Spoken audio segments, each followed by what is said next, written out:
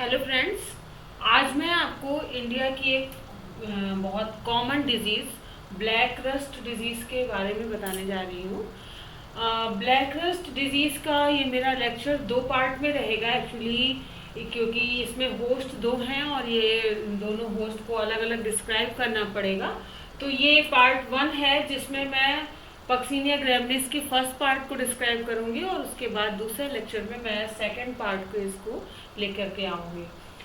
Black rust disease, गेहूं का काला रोग, बहुत इंपॉर्टेंट डिजीज है जो इंडिया में कॉमन डिजीज है, जो एक फंजाई, रस्ट फंजाई के थ्रू कॉज होती है और उसका नाम है पक्सीनिया ग्रैमिनिस। ये एक रस्ट फंजाई है जो गेहूं में स्पॉट, गेहूं की अगर लीफ को देखें, गेहूं मोनोकॉट फैमिली का है। अगर गेहूं की लीफ को हम देखें तो गेहूं की लीफ इस तरीके से होती है। तो लीफ और स्टेम पे इस तरीके के ब्लैक कलर के बहुत बड़े बड़े से स्पॉट्स दिखने लगते हैं और इसको किसान देखते ही समझ जाता है, फार्मर्स समझ जाते हैं it is the black rust disease. तो जो इस फंजाई का लाइफ साइकिल है वो 5 स्पोर्स में कंप्लीट होता है। जो सबसे पहला स्पोर होता है उसे हम कहते हैं यूरेडोस्पोर। ये यूरेडोस्पोर एकदम जब क्रॉप मैच्योरिंग कंडीशन पे होती है तो उस समय ये यूरेडोस्पोर बहुत अच्छे से फ्लरिश होते हैं, बहुत अच्छे से डेवलप होते हैं। और जैसे जैसे इन्वायरमेंट में टेम्परेचर बढ़ता जाता है तो ये यूरेडोस्पोर टेलिटोस्पोर में कन्वर्ट होते जाते हैं। टेरिटोस्पोर आगे जाके बेसिडियोस्पोर बनाता है। यहाँ तक कि इसकी लाइफ साइकिल सिर्फ इसके पहले होस्ट वीट पे पूरी होती है। फिर बेसिडियोस्पोर आगे जाके पिक्नियोस्पोर और एसियोस्पोर्स बनाते हैं। पिक्नियोस्पोर्स और एसियोस्पोर्स इसके अल्टरनेट होस्ट बर्बेरी लीफ में बनते हैं। अगर हमें इस डिजीज को कंट्रोल करना है तो सबसे बढ़िया तरीका इसका यही है कि अगर हम इसके सेकंड होस्ट को ही यहाँ से रिमूव कर दें, मीन्स वीट के बाद डायरेक्टली उसको पक्सीनिया ग्रैमिनिस को अगर बारबेरी प्लांट नहीं मिलेगा तो इसका लाइफ साइकिल यहीं पर ब्रेक हो जाएगा।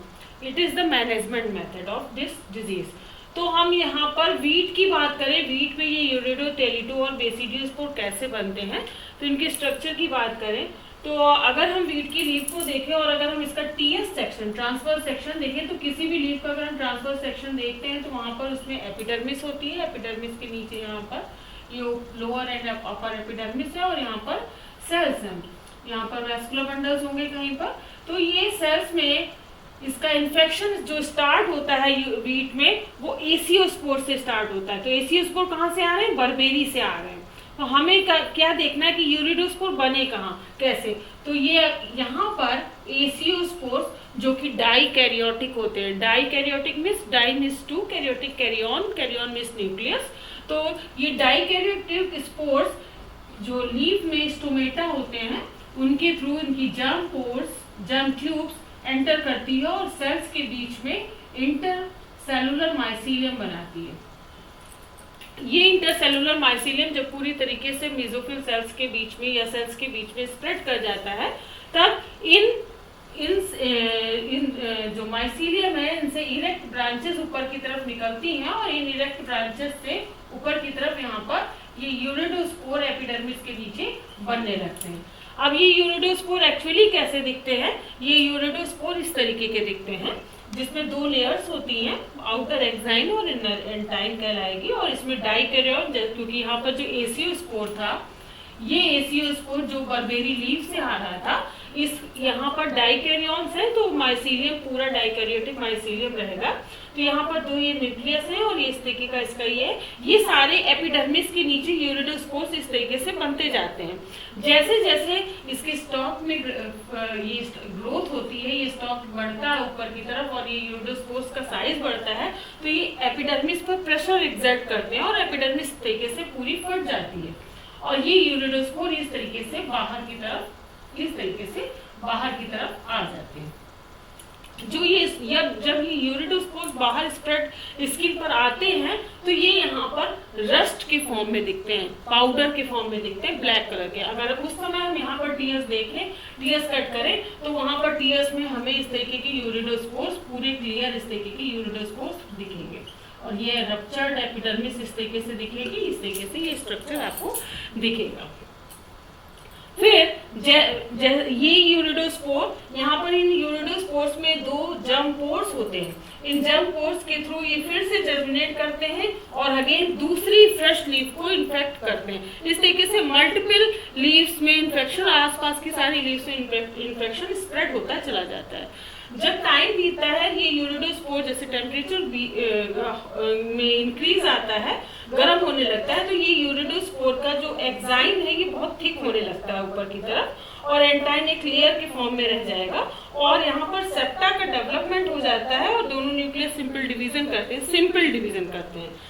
डिवीजन करते हैं और इस तरीके से सेप्टा फॉर्मेशन के बाद में 2 सेल।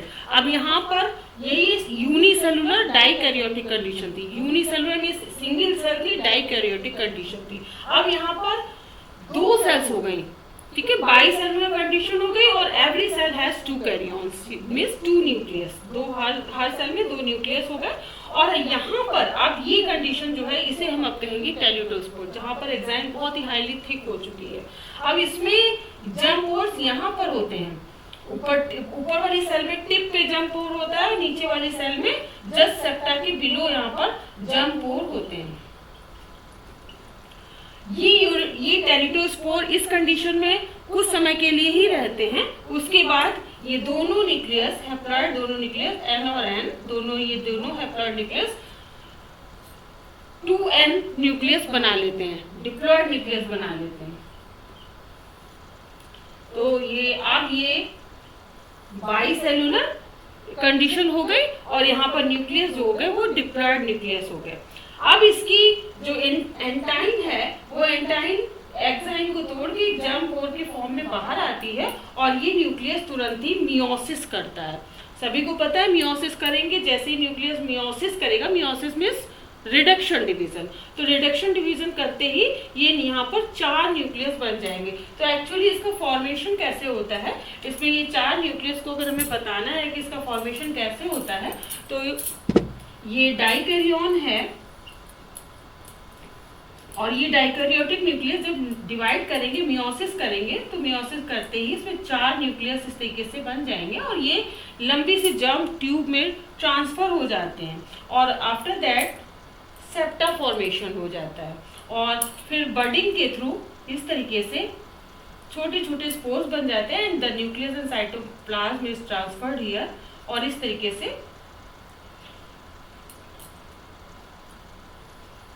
यहाँ पर कुछ बर्ड्स टाइप की बन जाती हैं, और ये बर्ड्स जब यहाँ से रिमूव होकर अलग हो जाती हैं तो ये बेसिडियोस्पोर्स कहलाते हैं।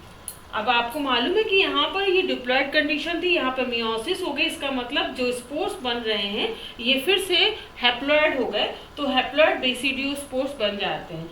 ये बेसिडियोस्पोर्स 2 से 4 दिन तक ही अलाइव रहते हैं, और ये सॉइल में गिर जाते हैं, और जैसे इनको दूसरा इनका होस्ट बर्बेरी मिल जाता है, तो ये अपनी आगे की लाइफ साइकिल को पूरा कर लेते हैं।